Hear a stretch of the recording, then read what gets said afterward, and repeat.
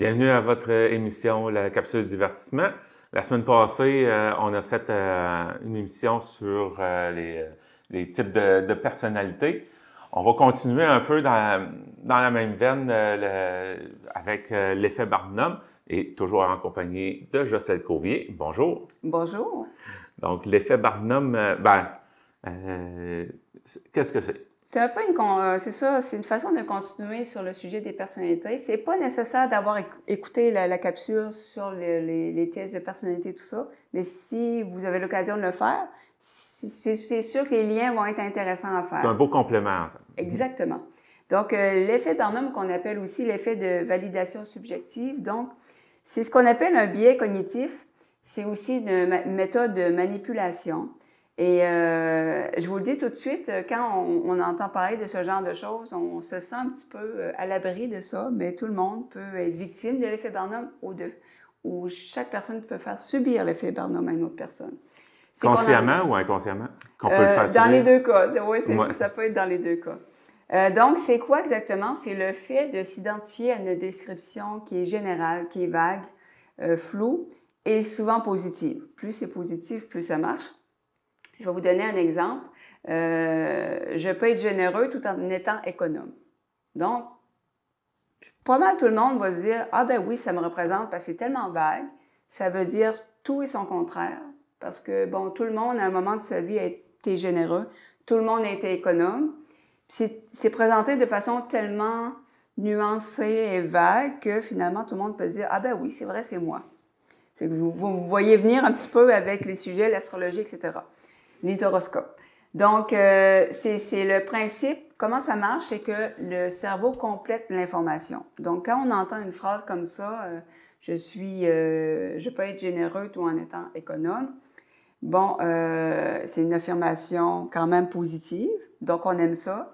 Le cerveau a tendance à référer à un exemple de notre vie.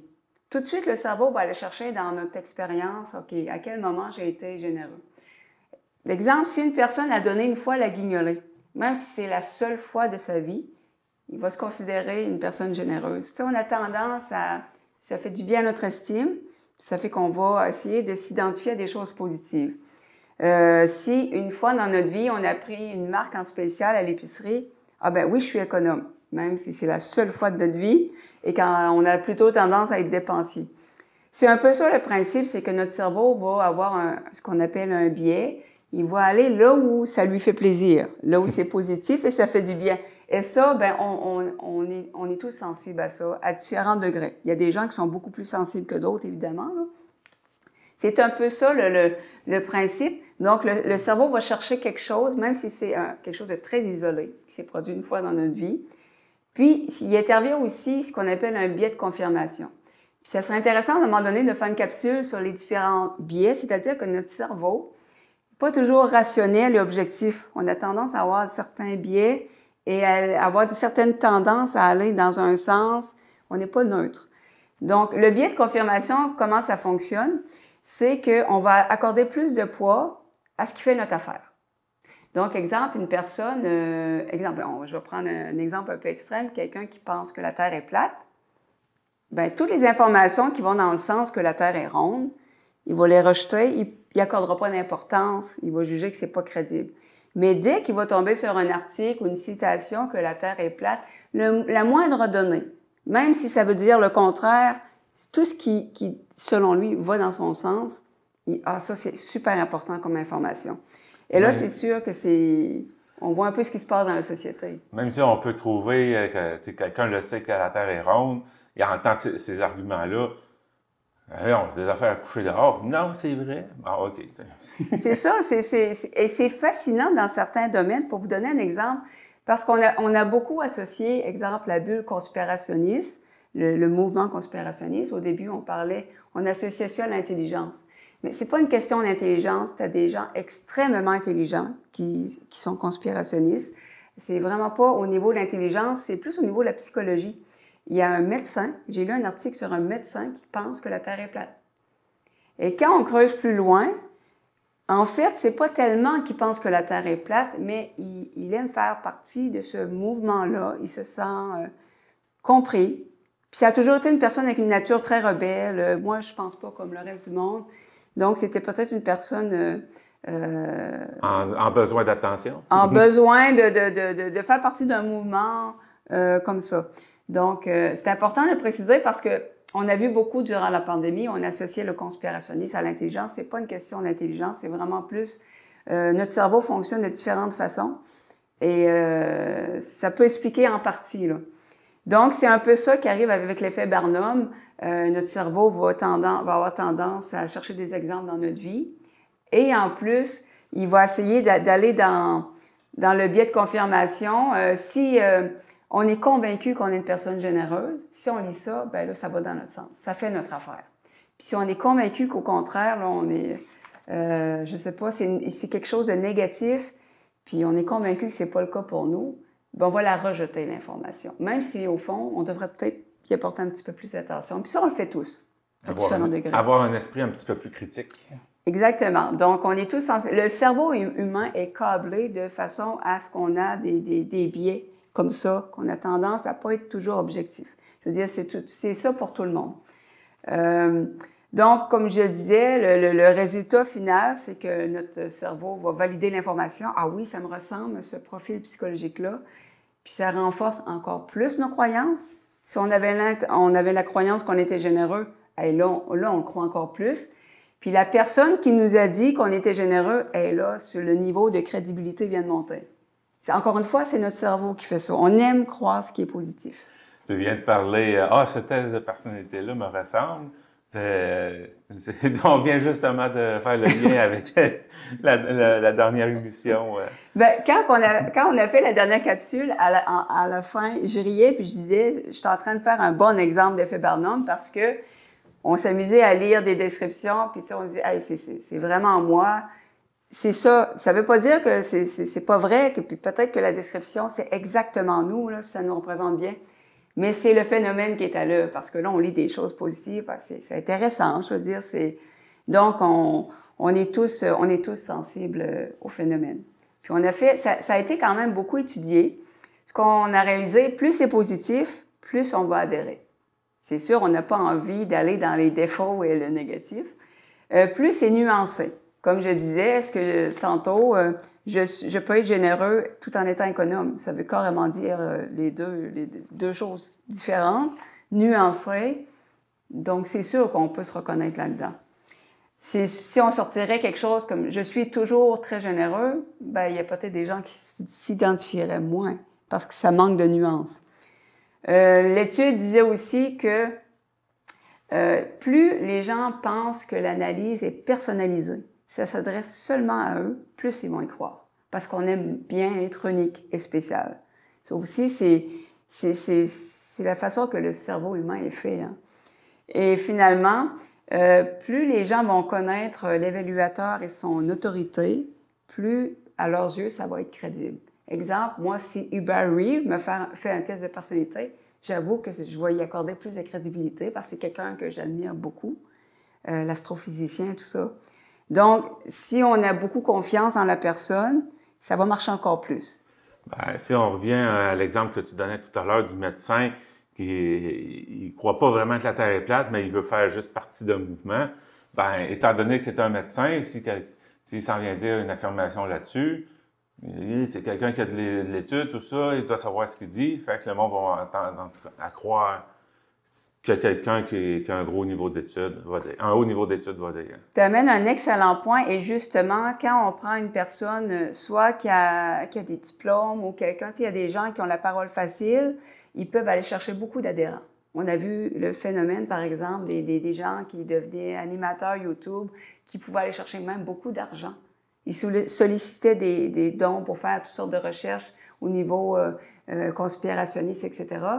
Puis parce que soit ils avaient des diplômes, soit ils invitaient quelqu'un qui avait des diplômes, soit ils avaient une parole facile. Et c'est sûr qu'il y a des gens, ils peuvent te convaincre de n'importe quoi. Là. Il y a des gens, ils l'ont l'affaire. Là. Ils sont vraiment persuasifs. Ils savent où aller. C'est pour ça que je dis, au niveau par exemple, des conspirations, on faisait des études qu'on était tous sensibles à un certain niveau et sans le savoir, il y a certaines choses un peu conspirationnistes qu'on croit ou qu'on est ouvert dans notre vie. Tu sais, on dirait que durant la pandémie, on a fait beaucoup deux mondes. Il y a les conspirationnistes et les autres. Mais semble-t-il qu'on a tous une certaine sensibilité à certaines conspirations. Puis il faut dire aussi qu'il y a des conspirations qui existent, là, qui s'avèrent vraies. Mais moi, ça m'a beaucoup intéressée justement dans la pandémie pour comprendre. Mais moi, je suis pas dans les mouvements conspirationnistes, mais j'essaie de comprendre pourquoi ça attire les gens. Tu sais, ça m'intrigue pourquoi les gens vont vers ça. Puis, donc, il y a beaucoup l'effet Barnum. Et aussi, je vais continuer dans je vais donner des exemples, mais tant qu'être dans le conspirationnisme, je vais continuer là-dessus. Si vous remarquez, lorsque les gens, disons ceux qui font les émissions YouTube, etc., ils vont utiliser beaucoup un langage qu'on se sent spécial. Seuls les éveillés comprennent. Seuls vous n'êtes pas un mouton. Seuls les libres penseurs. Vous êtes capable de penser par vous-même si vous croyez à ça. On est vraiment dans la manipulation. Si tu penses ça, ça veut dire ça. Alors qu'en fait, non. Je veux dire, il peut y avoir différentes raisons qu'une personne croit à quelque chose. Donc, dans le mouvement conspirationniste, on utilise beaucoup ce genre de phrases pour que les gens se sentent spécial. On revient à notre docteur, que lui, finalement, c'est qu'il aimait faire partie, il se sentait spécial, il se sentait plus éveillé que les autres, il se sentait libre penseur, il se sentait rebelle, et c'est des sentiments qui sont le fun à ressentir. Mais c'est sûr que c'est pas tout le monde qui sont aussi sensible à ce genre de sentiments. Puis ça explique pas nécessairement pourquoi les gens croient. Il y a des gens qui vont croire vraiment à leur conspiration. Puis je suis pas ici pour juger, mais l'effet Barnum est très, très présent dans ce monde-là parce que... Puis d'ailleurs, on avait fait une étude sur le mouvement conspirationniste et il s'est avéré que beaucoup de gens ont admis qu'ils ne croyaient pas nécessairement à toutes les théories qu'ils avançaient, mais qu'ils aimaient beaucoup le mouvement. Ils se sentaient en fait compris. Il y a beaucoup de gens qui sont exclus de la société, puis là, enfin, ils se sentaient faire partie d'un regroupement. Mais c'est ça, il y a beaucoup l'effet Barnum qui entre en jeu. Je vais donner d'autres exemples. L'astrologie, les horoscopes. Encore une fois, je ne suis pas là pour juger. Moi, c'est pas mon domaine, là. Mais c'est un excellent exemple parce qu'on va vraiment dans... on a tous déjà lu un horoscope, là. Pas juste le lire, on l'entend aussi. La radio, il y a l'horoscope. Mais m'a dit, ben franchement, en tout cas, dans mon cas, j'écoute ça. Eh boy, c'est pas moi pas tout ça, en tout cas. Ben, Puis, mais tu peux l'entendre, puis regarde donc, ça correspond on dirait que ça correspond à telle personne. Mais bon. On s'est tous déjà amusés d'écouter, puis tu sais, ça passe à la radio. On prête l'oreille quand même. Je le fais. Je le ben fais oui. Puis moi, je tombe sur la page d'horoscope, je vais le voir, mon signe. Même si, je veux dire, je crois pas vraiment à ça, mais je vais aller le voir, mon signe. Mais j'ai déjà fait l'exercice de lire tous les signes. Et honnêtement, je trouvais que ça me ressemblait dans partout parce que c'était tellement général. Vous êtes dans une indécision, mais on a plein de décisions dans une journée, là. Exemple, ce qu'on met sur nos toasts, c'est aussi bête que ça. Donc, notre cerveau, encore une fois, il va aller chercher dans nos expériences. Ah ben oui, ça me ressemble. Mais encore une fois, je respecte les gens qui croient à l'horoscope, je veux dire, à l'astrologie, tout ça. C'est une question de croyance, là, évidemment. Une rencontre fortuite vous fera prendre telle décision. Ah ouais, qui que je vais... On envoie des gens dans une journée. Tu sais, Ben, si on se met à penser à ça... Ah, mon horoscope devait parler d'elle. Ah non, elle devait parler de celle-là. Bien, tu illustres parfaitement parce que tu donnes un exemple, c'est que, disons, on va prendre un exemple, quelqu'un qui espère rencontrer un ami qu'il n'a pas vu depuis longtemps. Il y a déjà l'espoir là. Ça l'influence déjà. Il lit son horoscope, mais il y a déjà une attente. Il va relier les deux. Tu sais, disons une personne malade, préoccupée par sa santé, ça l'habite. Elle lit son horoscope, vous vivez du stress présentement. Ah, tout de suite, elle associe ça à ce que... Notre cerveau n'est pas neutre. Tu sais, on aime penser qu'on est objectif et neutre, mais non. Tu sais, on est influencé par plein de choses. Tant qu'à être dans l'astrologie et les horoscopes, tout ça, tant qu'à ça, aussi tout ce qui est tarot, voyante, médium, ces affaires-là, ça aussi, c'est des termes qui sont extrêmement vagues qui peuvent te faire penser...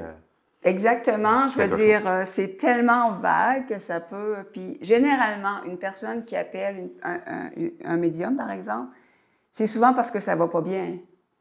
Elle a des questionnements. elle vit un deuil, etc. Donc, et ça, bon, moi, je pense qu'il y a plusieurs charlatans là-dedans, mais je pense qu'il y a des gens qui ont une sensibilité à percevoir, exemple, qu'une personne est en deuil, qui peut utiliser ça pour deviner un peu ce que la personne vit. Et il y a aussi, il y a des gens, moi, qui m'ont raconté des histoires qui donnent la chair de poule, des médiums qui leur ont dit des choses qu'ils ne pouvaient pas savoir. Qu'est-ce qui se passe? Moi, je garde un esprit un peu ouvert, je ne sais pas. C'est quoi l'explication scientifique? Je pense qu'il y a des mystères dans la vie, il y a des choses qu'on ne comprend pas, parce qu'il y a des gens qui ont des histoires, des médiums, et sincèrement, ça porte à réflexion. Qu'est-ce qui se passe? Il n'y a pas d'explication scientifique. Même chose pour des histoires de... des gens qui ont un deuil, ils ont un signe d'une personne décédée. Moi, j'ai entendu des histoires à donner la chair de poule de gens très rationnels, très sincères, là, qui ne croyaient pas à ces choses-là et qui m'ont conté des histoires qui n'ont pas d'explication scientifique. Qu'est-ce qui entre en jeu? Moi, je garde un esprit ouvert, mais je n'ai pas de réponse. Je ne sais pas qu'est-ce qui se passe. Ou les expériences de mort imminente. J'ai une personne dans ma famille qui a vécu l'expérience et ça bouleverse une vie. Qu'est-ce que c'est? Qu'est-ce que les gens vivent vraiment? Je pense qu'il y a un côté mystérieux qu'il ne faut pas rejeter du revers de la main. La science étudie la télépathie, des choses comme ça, les rêves prémonitoires, essaie de comprendre est-ce que ça existe ou pas.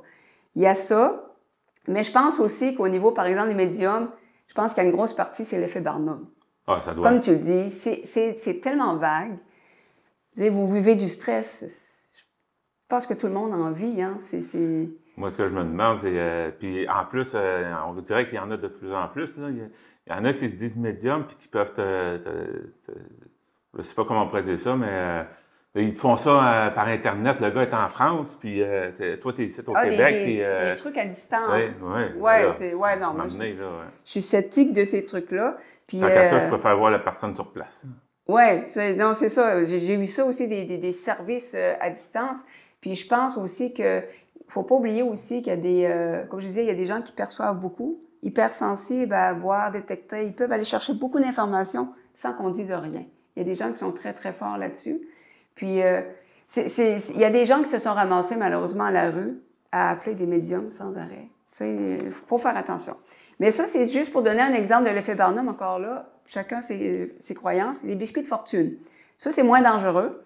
Donc, ça n'a pas eu d'effet Barnum sur moi. Vous risquez moins de perdre votre fortune dans des biscuits, à moins que vous achetez ça en palette, là. Mais les biscuits de fortune, qui n'a pas ouvert son biscuit et lu avec intérêt? On aime bien lire. Je le lis tout le temps, juste par curiosité, mais... Mais bon, il y a souvent des numéros de loterie aussi. Oui, c'est ça.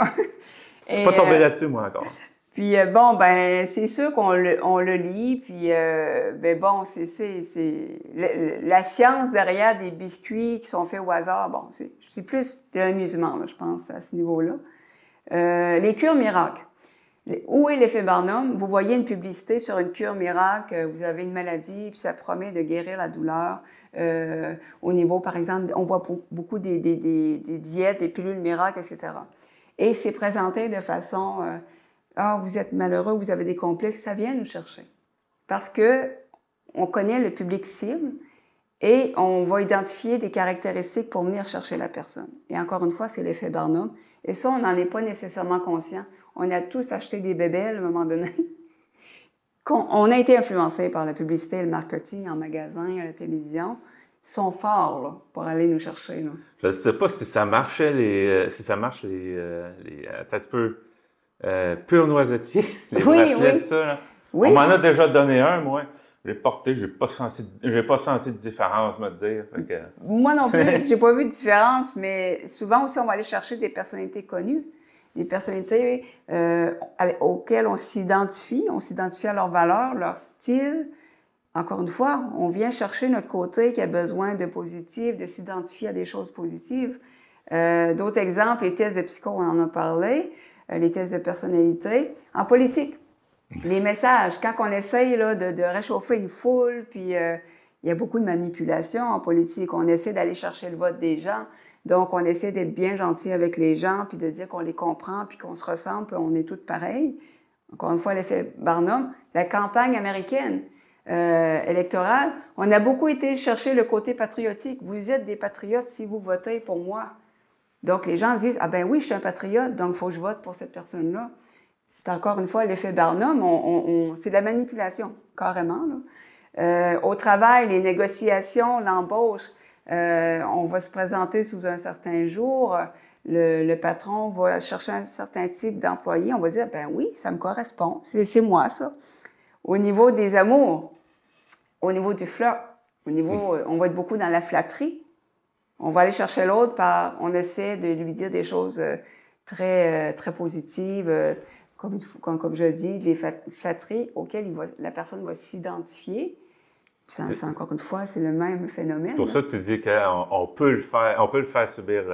On peut le faire subir. Ça, c'est un exemple. Pas méchamment, je veux dire, bon, quand on est en mode flirt, tu sais, on sort nos plus belles qualités, puis on va complimenter beaucoup la personne. C'est pas méchamment, à moins qu'évidemment, tu as des gens, par exemple, les arnaques à l'amour qu'il y a sur Internet, et eux autres, ils vont aller intenses dans les flatteries, mais leur but, c'est de soutirer de l'argent à leurs victimes sur les réseaux sociaux, par exemple. Là, c'est mal intentionné, mais on a tous fait un peu d'effet Barnum quand on a voulu conquérir la personne de notre vie, sans mauvaise intention, évidemment. Là. Donc, c'est plus présent qu'on pense. Ensuite, Internet, les fameux mimes. Mimes, c'est les... comment je pourrais expliquer ça? C'est les petites images qu'on voit. Souvent, c'est des dessins. Par exemple, vous êtes membre d'un groupe TDAH. Puis là, il y a des petites images humoristiques et vous vous dites « Ah, mon Dieu, c'est tellement moi, ça! » C'est souvent des situations humoristiques et on va chercher l'effet Barnum. On s'identifie à ces petites images-là drôles sur Internet. On se dit « Ah, mon Dieu, c'est tellement moi! C'est vrai que moi, je fais ça. Moi, je suis sur un groupe d'introvertis. Toutes les images qui passent, je me dis « Ah, c'est moi! » C'est sûr, je suis sur un groupe d'introvertis nécessairement, là. Mais... Quoique l'effet Barnum, dans ces cas-ci, sont pas méchantes, justement. Effectivement, je veux dire, au contraire, moi, d'être sur des groupes de gens qui ont mes caractéristiques, par exemple, je connais des gens TDAH qui sont sur des groupes TDAH et ça leur fait du bien parce qu'ils se sentent moins seuls. Ça peut être très, très positif dans ce cas-là, un effet Barnum. Ensuite, réseaux sociaux, les fameux tests, hein, on a tous vu, qui commence par « ça, les gens intelligents réussissent ce test ». Ils sont fatigants, j'en reçois plein de ces affaires-là. Le pire, c'est que je regarde, puis ça marche. Ça se fait vite, ça. Ouais, ben on a tous fait. Moi, j'ai déjà aussi tombé dans le panneau où seul 5 de la population réussit ce test. Bien là, déjà là, ils viennent de nous titiller un peu, puis on se dit « il faut que j'essaie ça ». Là, on le fait, puis finalement, c'est 95 de la population le fait. Oui. Ça fait, mais on voit pourquoi on fait ces phrases-là. Encore une fois, là, ils sont dans la manipulation. C'est qu'ils savent, on aime bien être flatté au niveau de l'intelligence. On aime bien se sentir intelligent. Puis, tout le monde, on est un petit peu sensible à ça. Donc, mais moi, après que j'ai lu sur l'effet Barnum, là, je le vois partout. Ça se peut que ça vous fait le même effet à la maison, là. Au niveau aussi, bon, finalement, du marketing, c'est énormément utilisé les publicités. On a un public cible et des fois, c'est pas très subtil. Par exemple, dans les publicités de voitures et de vêtements. Où là, il y a je ne sais pas c'est quelle marque, là, mais il y a une publicité de voiture, là, que c'est carrément un film, c'est en noir et blanc, puis ça s'adresse à un homme qui a réussi dans la vie, un homme d'affaires qui a tout dans la vie. Et c'est clair qu'on va aller chercher un homme qui se sent comme ça, qui se dit, ben c'est moi ça, moi j'ai réussi dans la vie, et c'est le style que je veux avoir l'air d'un homme qui a réussi dans la vie, donc je vais m'acheter cette voiture-là qui a du style, qui a un style de réussite, qui a un style de prestige. Donc, on va aller avec par exemple, publicité pour les pick-up, on est complètement ailleurs. On va vers les publicités de voitures familiales, on est complètement ailleurs, c'est un autre public cible. Donc, quand on porte attention, ça devient drôle, parce qu'on voit que des fois, le marketing, c'est pas subtil. Tu sais, on cherche vraiment à aller chercher notre fibre, là, selon nos valeurs, selon ce qui est important pour nous, là. Donc, c'est assez... c'est pour donner des exemples, puis justement, dans la publicité, souvent, on va avoir des phrases comme dans les souliers, conçu pour toi, pour ton style, pour la femme active que tu es. On est complètement dans l'effet Barnum. On s'adresse à la personne, on lui fait presque croire qu'on a fait ce soulier-là pour elle. Et ça marche. Ça marche parce que les gens vont aller vers ces marques-là. Là. Donc, c'est assez... c'est intéressant de voir à quel point c'est omniprésent et qu'on est tous là-dedans. Et en terminant, il y a un psychologue qui a fait une expérience. Donc, M. Bertram Forer, lui, ce qu'il a fait, il a fait passer des tests de personnalité à ses étudiants. Et après, il leur a donné une analyse, un peu comme on a fait dans la capsule précédente. 87% de ses étudiants se sont identifiés à son analyse, trouvé « Ah, wow, c'est moi, c'est vraiment... » Mais ce qui arrive, c'est que la description qu'il leur a donnée, c'était la même pour tout le monde. Puis il avait été pigé dans des horoscopes différents, des phrases. Puis les gens se sont... Mais même en sachant ça, les gens continuaient de s'identifier. Même en sachant que c'était une supercherie qui avait monté tout ça. Les gens, c'est plus fort que nous. C'est notre cerveau qui est vraiment fait. Puis pour vous donner une idée de la... Je ne vais pas toute la lire, mais c'était des phrases comme « Vous avez certes des points faibles dans votre personnalité, mais vous savez généralement les compenser. » Ça s'adresse à tout le monde. « Vous avez un potentiel considérable que vous n'avez pas encore utilisé à votre avantage. » C'est tout le monde. À l'extérieur, vous êtes discipliné et vous savez vous contrôler, mais à l'intérieur, vous tendez à être préoccupé et pas très sûr de vous-même. Et c'était un long paragraphe comme ça. Je suis certaine que les gens à la maison se sont dit « Ouais, je peux m'identifier. » Ah oui, je peux m'identifier à ça. C'était carrément ça pour la marmotte, moi, là. Je veux dire, j'étais en contrôle, puis j'ai pas dormi de la nuit parce que je pensais à des affaires que je me disais, ça marche pas. Je me disais, il y a tout quoi qui va m'en manquer. Fait que, tu sais, c'est tellement général que ça s'applique à tout le monde, justement. Exactement. Comme ça, mais tu as tellement fait un bon exemple parce que ton cerveau a été puisé un exemple avec la marmotte. Ouais. C'est exactement ce qu'on fait. On va chercher un exemple au hasard, même si c'est un exemple... Ben, moi, c'est surtout parce que depuis que je m'occupe de ça, ben, la nuit, le jour de la marmotte, je dors pas. Pas capable de dormir. Ah, c'est ouais. Puis, tu sais, je vais faire la captation des spectacles au Festival en chanson de Petite-Vallée, le FMBM, c'est moi qui installe tout, je suis en contrôle de tout ça. Bizarrement, je dors bien, tout ça. Mais bizarrement, pour la marmotte, probablement parce que c'est plus juste local, on est suivi partout. Probablement qu'il y a quelque chose, d'après moi, il doit y avoir un subconscient là-dedans. Voyons, comment je pourrais dire ça? Ben, en tout cas, je veux dire, parce que, tu sais, moi, je me couche, puis j'ai pas l'impression de penser à quoi que ce soit, mais j'en dors pas pareil. De l'inconscient, il doit y avoir de quoi. C'est comme à la veille d'un voyage, hein? On sait qu'il faut dormir. C'est là que c'est important de dormir, mais souvent, on ne dort pas. Et le hamster roule. C'est ça. C'est souvent au niveau de l'inconscient. Mais c'est intéressant. Moi, le cerveau, je trouve ça fascinant. On pourrait faire des capsules à l'infini sur le cerveau. Et d'ailleurs, il va sûrement en avoir d'autres parce que c'est seulement... Et si vous voulez aller voir sur Internet la description complète, je ne l'ai pas lu au complet parce que ça fait quasiment une demi-page. Mais ça fait prendre conscience. Et comme je vous dis, un beau test, allez voir les horoscopes et lisez-les tous. Essayez d'être objectif, là, de tenir compte que ce n'est pas d'autres signes. Il y a des bonnes chances que ça reflète. Puis, tu sais, honnêtement, moi, souvent, les gens me disent, on me demande mon signe, ah, ben oui, tes signes-là, c'est normal, tu as telle personnalité. Moi, je connais des signes qui ont des personnalités très, très, très différentes. Hein. On dirait qu'on a grandi avec cette idée qu'un signe... Puis des fois, je me demande même si quelqu'un qui grandit en se faisant dire que tel signe, c'est des gros caractères, si ça ne l'influence pas. Tu sais, on parlait de personnalité la semaine, la capsule précédente. Est-ce que ça peut être un facteur environnemental qui peut faire que ça influence notre personnalité? Si toute notre vie, on se fait dire que tel signe est doux, que tel signe a un gros caractère, que tel signe est rancunier. Moi, je me demande, puis je pense que je vais aller voir s'il y a des études à ce sujet-là. Mais pour finir, là, ou avant de finir plutôt, là,